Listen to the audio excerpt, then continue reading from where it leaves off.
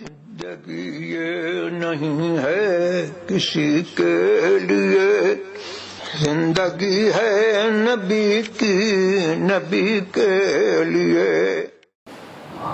نحمده ونصلي ونسلم على رسوله الكريم، أما بعد فقد قال الله تعالى في القرآن المجيد والفرقان الحميد: إن الله وملائكته يصلون على النبي يا أيها الذين آمنوا صلوا عليه وسلموا تسليما. اللهم صل على سيدنا شفيعنا حبيبنا مولانا محمد وبارك وسلم صلاة وسلاما عليك يا رسول الله صلى الله تعالى عليه وسلم.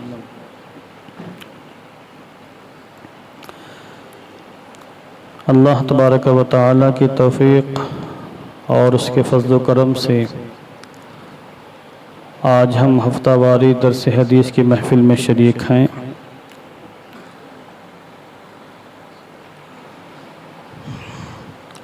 اور یہ محرم الحرام کی میرے خیال میں پہلی محفل ہے۔ پچھلے ہفتے عرس حضور مفتی اعظم ہند منعقد کیا گیا تھا۔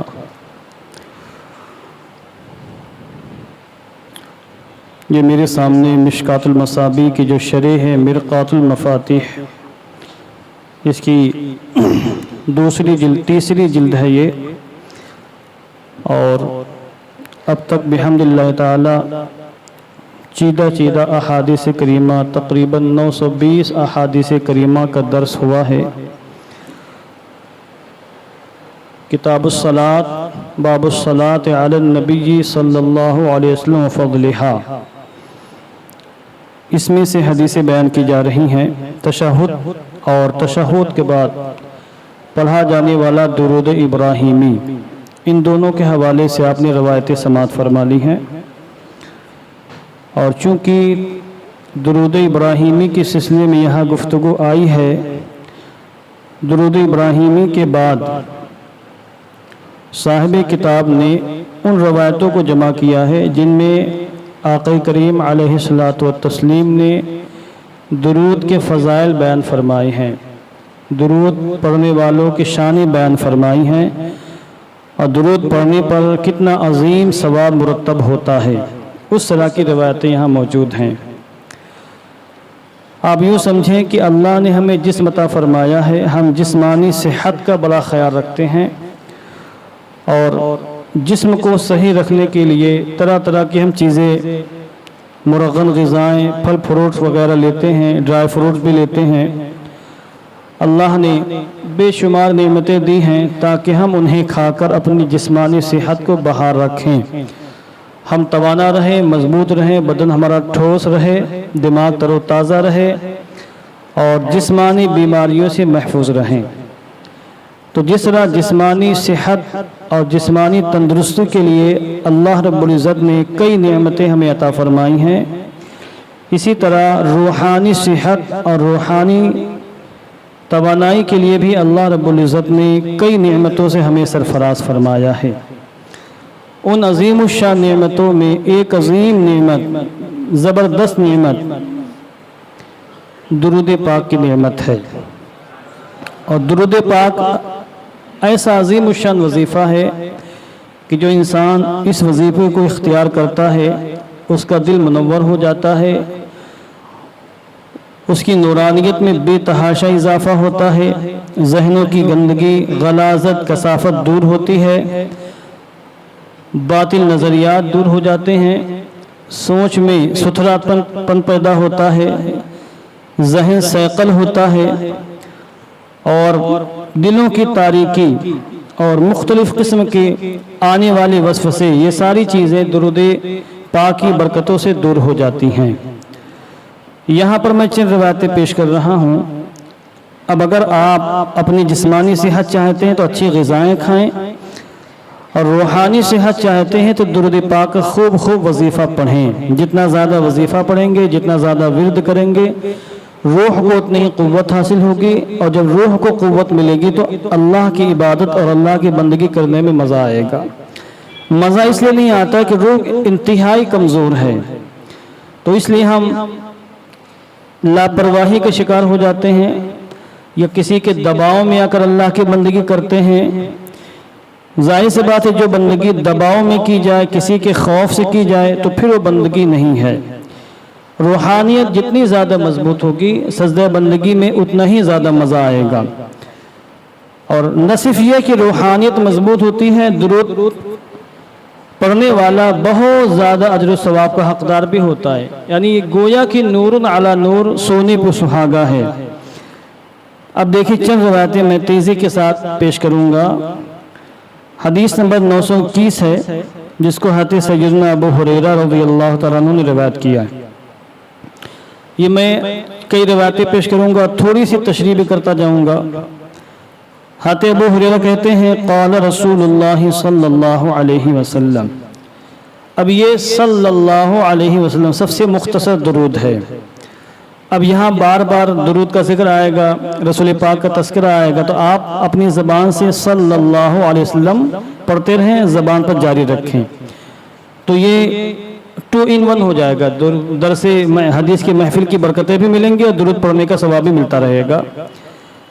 رسول پاک صاحب لولاک صلی اللہ علیہ وسلم، یعنی اشارہ بھی نہیں سمجھتے آپ، نے ارشاد فرمایا من صلی علی واحدتن، یعنی صلاۃً واحدتن صلی اللہ علیہ عشرہ. حضور فرماتے ہیں کہ جس نے مجھ پر ایک مرتبہ درود بھیجا، اللہ اس پر 10 رحمتیں نازل فرماتا ہے.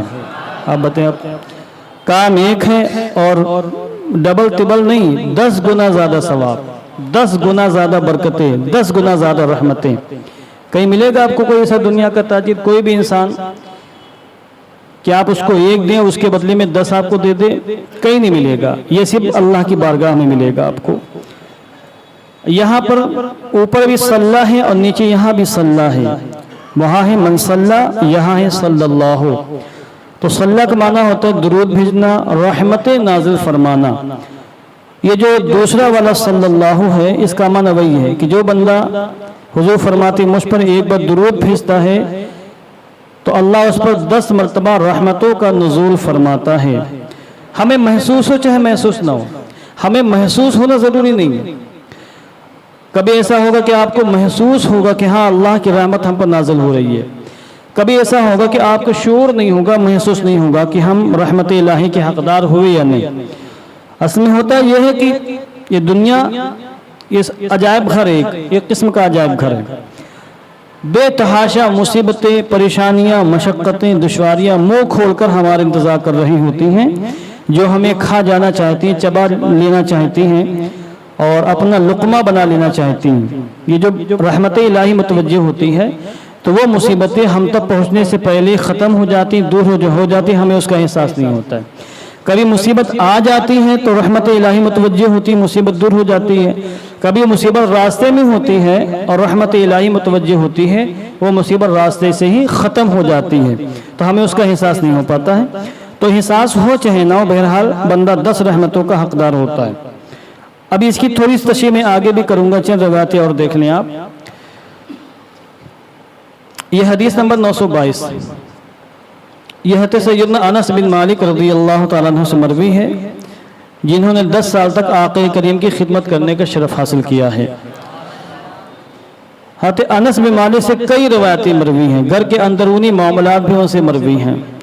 حضور علیہ السلام تہجد میں یا دیگر نمازوں کے بعد کیا کیا وظیفے پڑھتے تھے، اس طرح کی روایتیں حضرت انس سے مروی ہوتی ہیں. عام طور سے چونکہ چھوٹے سے بچے تھے، گھر کے اندر آنا جانا ان کا رہتا تھا، اور حضور کے خلوت اور جلوت اور شب و روز آپ ملاحظہ فرماتے تھے. یہاں پر روایت یہ بیان کرتے ہیں قال رسول اللہ صلی اللہ علیہ وسلم من صلی علیہ صلاۃ واحدہ صلی اللہ علیہ 10 صلوات، کہ جس نے مجھ پر ایک مرتبہ درود بھیجا، اللہ اس پر 10 مرتبہ درود بھیجتا ہے. اب یہاں پر 10 مرتبہ درود بھیجنے کا کیا مفہوم ہے؟ وہی مفہوم ہے جو میں نے پیچھے عرض کیا کہ 10 مرتبہ اللہ رحمت نازل فرماتا ہے۔ آگے ہے وَحُطَّتْ عَنْهُ 10 خَطِیئَاتٍ، اور اس سے اس کے 10 گناہ ساقط ہو جاتے ہیں، 10 گناہ اس کے معاف ہو جاتے ہیں، مٹ جاتے ہیں۔ وَرُفِعَتْ لَهُ 10 درجات، اور اس کے لیے 10 درجات کو بلند کر دیا جاتا ہے، یعنی کل ملا کے 30۔ 10 رحمتیں نازل ہوتی ہیں، 10 صغیرہ گناہ، چھوٹے چھوٹے جو گناہ ہوتے ہیں، موٹے موٹے گناہ معاف نہیں ہوتے درود پاک سے، یاد رکھیے گا آپ۔ اللہ چاہے معاف فرما دے، اس کا کرم بے پایا ہے، اس کی رحمتوں کی کوئی حد نہیں ہے، مگر اور وہ کسی ضابطے کا قانون کا محتاج نہیں، مگر قانون اس نے بنایا یہی ہے کہ توبہ کرنے سے گناہ کبیرہ معاف ہوتے ہیں۔ تو یہاں پر گناہ صغیرہ مراد ہیں، چھوٹے چھوٹے جو گناہ ہم سے شب و روز سرزد ہو جاتے ہیں، درود پاک کی برکت سے اللہ ان کو معاف فرما دیتا ہے۔ اور پھر 10 درجات کو بلند کیا جاتا ہے، قرب الہی کہ جس درجے پر بندہ ہوتا ہے، جب وہ درود پاک پڑھتا ہے تو اس درجے سے 10 درجے وہ آگے بڑھ جاتا ہے، مزید اللہ کا قرب حاصل ہوتا ہے۔ اس کا مطلب یہ ہوا کہ جو بندہ اللہ کا جتنا زیادہ قرب حاصل کرنا چاہے وہ درود پاک کا اتنا ہی زیادہ وظیفہ پڑھے، اور جو درود پاک سے جتنا دور رہے گا قرب الہی سے بھی وہ اتنا ہی زیادہ دور رہے گا۔ تو یہاں پر بشارتیں دی ہیں۔ اسی ضمن میں علامہ ملا علی قاری نے ایک روایت کو ذکر کیا، میں چاہتا ہوں وہ روایت بھی یہاں ذکر کر دوں۔ الفاظ مختلف ہیں، مفہوم تقریباً یہی ہے۔ وہ امام نسائی کی روایت ہے، کہتے ہیں ما من عبد مومن یذکرنی فیصلی علی الا کتب اللہ له 10 حسنات ومحا عنہ 10 سیئات ورفع له 10 درجات۔ مفہوم وہی ہے، الفاظ مختلف ہیں۔ اس کا ترجمہ بھی سن لیں۔ امام نسائی روایت کرتے ہیں کہ حضور نے ارشاد فرمایا جو بندہ مومن بھی میرا ذکر کرتا ہے اور میرا ذکر کر کے مجھ پر درود پڑھتا ہے تو یقیناً اللہ اس کو 10 نیکیاں عطا فرماتا ہے، اس کے 10 گناہوں کو مٹاتا ہے اور اس کے 10 درجات کو بلند فرماتا ہے۔ یہاں پر معروف کا صیغہ، یہ میں طلبہ کے لیے بول رہا ہوں درس نظامی کے، یہاں پر معروف کا صیغہ ہے کتبہ، محا اور رفع، اور اوپر جو یہاں روایت میں نے پیش کی ہے یہاں پر ایک مقام پر معروف کا صیغہ ہے صلی اللہ 10 صلوات، پھر آگے مجہول کے صیغے حطت اور رفعت، یہ مجہول کے صیغے ہیں۔ یہ تفنن ہے، کچھ باتیں علمی ہوتی ہیں وہ طلبہ کے لیے ہوتی ہیں۔ اب آگے دیکھیے اگلی حدیث پاک۔ تو پہلی حدیث پاک میں بشارت ہے کہ درود پڑھنے والا 10 رحمتوں کا مستحق ہوتا ہے۔ اگلی حدیث پاک میں اس سے بڑی بشارت کہ صرف 10 رحمتیں ہی نہیں ملتی ہیں، 10 گناہ بھی مٹ جاتے ہیں۔ اب اس کا مطلب یہ نہیں کہ گناہ کرتے ہیں درود پڑھتے ہیں، گناہ کرتے ہیں درود پڑھتے ہیں، یہ تو جرأت اور ہمت اور یہ ایک قسم کی کم نصیبی ہے کہ انسان جان بوجھ سے گناہ کرتا رہے اور پھر یہ سوچ کر گناہ کرے کہ ابھی ہم درود پڑھ لیں گے، ایک وظیفہ ایک تسبیح پڑھ لیں گے، سارے گناہ معاف ہو جائیں گے۔ لہذا دن بھر میں اگر 100-200 بھی گناہ ہو جائے تو کوئی مسئلہ نہیں ہے، ایک تسبیح پڑھیں گے 100 دانوں والی تو ہر درود پر 10 گناہ مٹیں گے، تو ایک تسبیح مکمل ہوگی تو کتنے گناہ مٹ جائیں گے؟ اور 100 کو 10,000، 1000 گناہ مٹیں گے، کتنے؟ 1000۔ یہ سوچ کر کوئی کرتا تو ایسا انسان بدبخت ہے، اللہ کی رحمت سے مذاق کر رہا ہے، استہزاء کر رہا ہے۔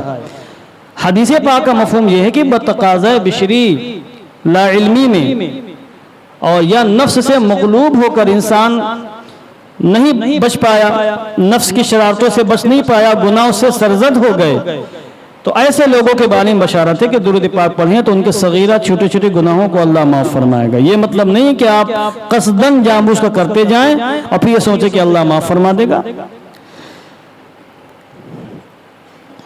اور یہ بات بھی یاد رکھیے کہ صغیرہ گناہ جب انسان اس پر ضد کر لیتا ہے، ایک کوئی چھوٹا گناہ ہے جو کبیرہ نہیں، چھوٹا گناہ ہے شریعت کی نظر میں، مگر کوئی بندہ مومن اس پر ضد کر لے، اس کو بار بار کرتا جائے پھر وہ کبیرہ ہو جاتا ہے۔ صغیرہ گناہ اصرار کے ساتھ صغیرہ نہیں رہ جاتا، بڑا ہو جاتا، کبیرہ ہو جاتا ہے، یہ بات بھی ہمیشہ یاد رکھیے گا۔ مثلا کسی کی چپل پہن کے چلے جانا اس کو پوچھے بغیر، چوری کی نیت نہیں ہے، بس یہ کہ بناگوری ہوٹل میں جائیں گے واپس لا کے چھوڑ دیں گے، بندے مومن کو تکلیف ہو گئی، یہ صغیرہ گناہ ہے، کبیرہ نہیں ہے۔ مگر کسی کی عادت ہی ہو بار بار روزانہ 5 ٹائم اس طرح وہ شرارت کرے تو پھر کبیرہ گناہ ہو جائے گا۔ چونکہ اس پر بالکل اجماع ہے کہ صغیرہ گناہ اصرار اگر اس پر ہو اور کوئی بندہ بار بار صغیرہ گناہ کرے تو کبیرہ ہو جاتا ہے. سمجھے آپ میں اشارہ کیا کر رہا ہوں؟ عن ابن مسعود، حضرت عبداللہ ابن مسعود سے حدیث پاک مروی ہے، آپ نے فرمایا قال رسول اللہ صلی اللہ علیہ وسلم اول الناس بی یوم القیامہ اکثرهم علی صلاۃ، رواہ الترمذی. اسے امام ترمذی نے روایت کیا. اللہ اکبر، بہت زبردست حدیث پاک ہے، ہم سب کے لیے بشارت عظمیٰ ہے، بالخصوص ان مومنین کے لیے جو کثرت کے ساتھ خوب درود پاک پڑھتے رہتے ہیں، ان کے لیے بہترین شاندار بشارت ہے.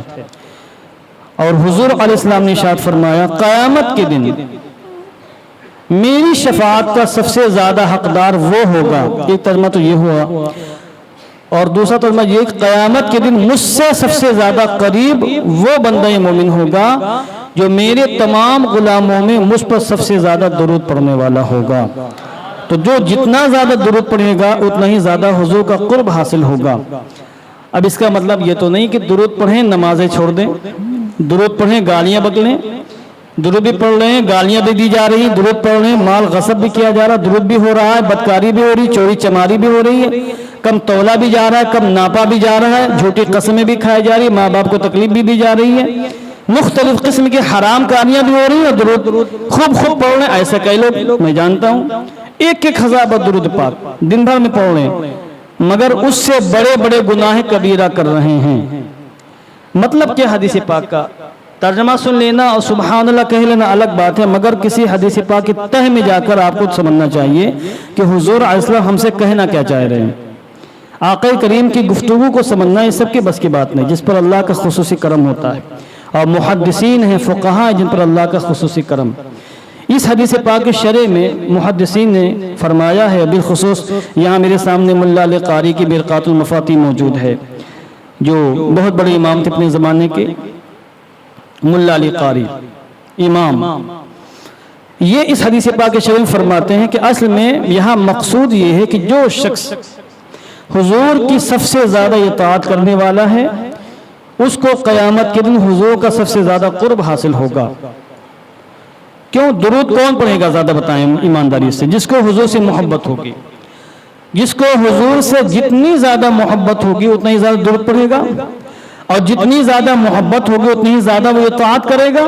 قرآن مقدس میں محبت کی جو علامت بیان کی گئی وہ اطاعت. قل ان کنتم تحبون اللہ فاتبعونی یحببکم اللہ ویغفر لکم ذنوبکم واللہ غفور الرحیم.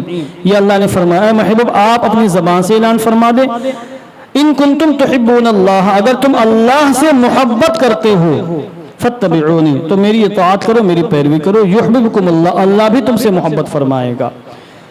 تو یہاں پر اللہ نے اپنی محبت کے حصول کو موقوف رکھا ہے محبوب کی اطاعت میں، حضور کی اطاعت میں.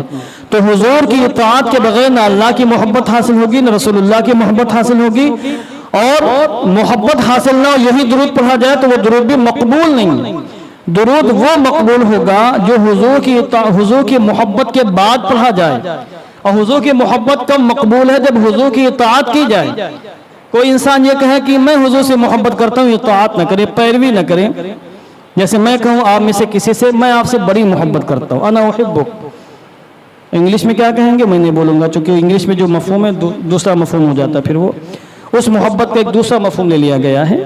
میں آپ سے محبت کرتا ہوں یہ میں کہوں، مگر میں آپ کی ایک بات نہ مانوں، نہ آپ کا کوئی مشورہ قبول کروں، نہ آپ کی کوئی بات مانوں، نہ کبھی توجہ دوں آپ کی باتوں کی جانب، تو آپ کہیں گے واہ واہ کون سی محبت ہے، محبت کا ڈھنورا پیٹ رہے ہیں، اب بات تو کوئی مانتا ہی نہیں میری.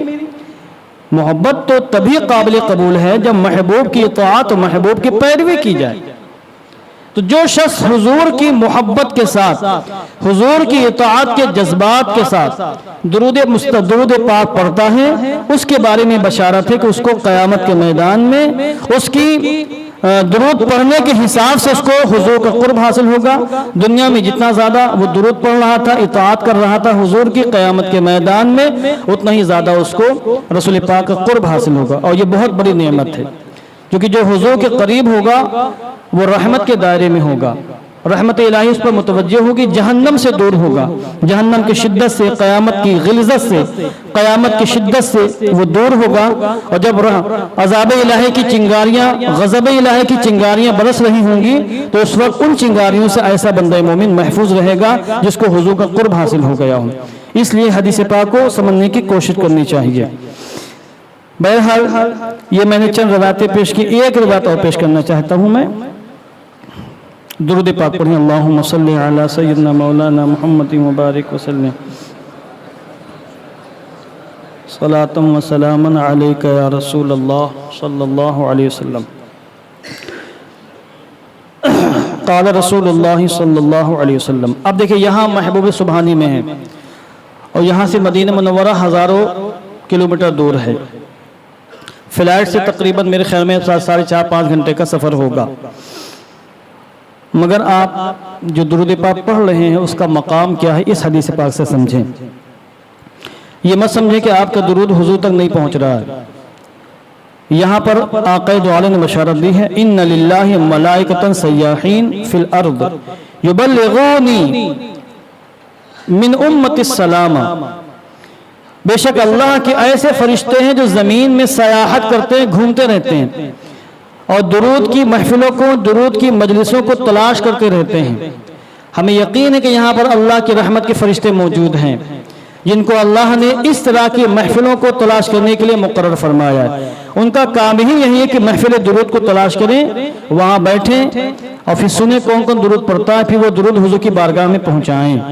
حضور فرماتے بے شک اللہ کے ایسے فرشتے ہیں جو زمین میں سیاحت کرتے ہیں، یبلغونی من امت السلام، جو میری امت کا سلام مجھ تک پہنچا دیا کرتے ہیں۔ اب یہاں پر مرقات المفاقیتی کے اندر بہت پیاری بات لکھی ہے، میں اس کا خلاصہ بیان کر دیتا ہوں۔ من امت السلام کی بات لکھتے ہیں، اذا سلموا علی قلیلا او کثیرا وهذا مخصوص بمن بعد عن حضرت مرقده المنور اور مضجعه المطہر۔ فرماتے ہیں یعنی جب بندے مومن درود پڑھتے ہیں، چاہے وہ قلیل ہو چاہے کثیر ہو، یہ سارے درود فرشتے حضور کی بارگاہ تک پہنچاتے ہیں۔ یعنی وہ لوگ جو حضور کی بارگاہ سے دور ہیں ان کا سلام فرشتے حضور کی بارگاہ تک پہنچاتے ہیں، مگر جو بارگاہ مصطفیٰ میں حاضر ہو کے درود پڑھتے ہیں تو حضور اپنے مبارک کانوں سے ان کا درود پاک سماعت فرماتے ہیں۔ اور پھر بار روایت یہ بھی ہے کہ اہل عشق و محبت، حضور کے سچے عاشق دنیا کے کسی بھی گوشے سے درود پڑھتے ہیں تو حضور اپنے کانوں سے اس کا درود سماعت فرماتے ہیں، جواب بھی ارشاد فرماتے ہیں، سلام بھی سنتے ہیں، جواب بھی ارشاد فرماتے ہیں۔ اور اس میں فرماتے ہیں، اس میں اشارہ اس بات کی جانب ہے کہ حضور کو اللہ نے حیات جاویدانی سے سرفراز فرمایا ہے اور حضور اپنی تمام امت کا سلام سن کر خوش ہوتے ہیں جب امت کا سلام فرشتے حضور کی بارگاہ میں پہنچاتے ہیں۔ اور اس بات کی جانب اشارہ ہے کہ وہ درود جو مسلمان دنیا کے گوشے گوشے سے پڑھتے ہیں، جب فرشتے اس کو لے کر حضور کی بارگاہ میں جاتے ہیں تو وہ درود رد نہیں ہوتا، وہ درود اللہ کی بارگاہ میں مقبول ہو جاتا ہے۔ یعنی فرشتے گویا کہ اسی کا درود لے جاتے ہیں جس کا درود اللہ کی بارگاہ میں مقبول ہوتا ہے، اور جس کا مردود ہو جاتا ہے اس کو فرشتے لے کر نہیں جاتے ہیں۔ اور مردود کن کا ہوتا ہے؟ جو دل سے درود نہیں پڑھتے ہیں، بے توجہی میں درود پڑھتے ہیں، اطاعت کے جذبے کے ساتھ درود نہیں پڑھتے ہیں، جن کے دل میں محبت نہیں ہوتی اور یہی بس پڑھتے چلے جا رہے ہیں، ان کے درود پھر مقبول نہیں۔ بعض علماء نے فرمایا ضرور ہے کہ درود ایسی عبادت جو ہر حال میں مقبول ہے، ایسا نہیں۔ ہر عبادت کی مقبولیت کی شرطیں ہیں، یہاں درود کی قبولیت کی بھی شرطیں ہیں۔ آپ ایمانداری سے بتائیں، ایک بندہ مومن جو فرض نماز نہیں پڑھتا ہے اس کا درود مقبول ہے کیا؟ درود تو درود، اس کی زکوٰۃ مقبول نہیں، اس کا حج مقبول نہیں۔ نماز فرض کو ترک کرنے کے بعد کسی کی کوئی عبادت مقبول نہیں۔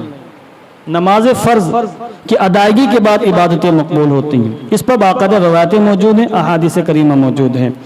بہرحال یہ چند باتیں میں نے اس کی ہیں، دعا کرتا ہوں کہ اللہ عز و جل ہم سب کو خوب خوب درود پڑھنے کی توفیق عطا فرمائے، درود پاک کی برکتوں سے مالا مال فرمائے، اور درود پاک کی مجلسوں میں محفلوں میں شریک ہو کر خوب خوب برکات لوٹنے کی توفیق عطا فرمائے، اور اس محفل پاک کو ہم سب کی بخشش کا، ہمارے ماں باپ کے اساتذہ کی بخشش کا، نجات کا سامان بنائے۔ وآخر دعوانا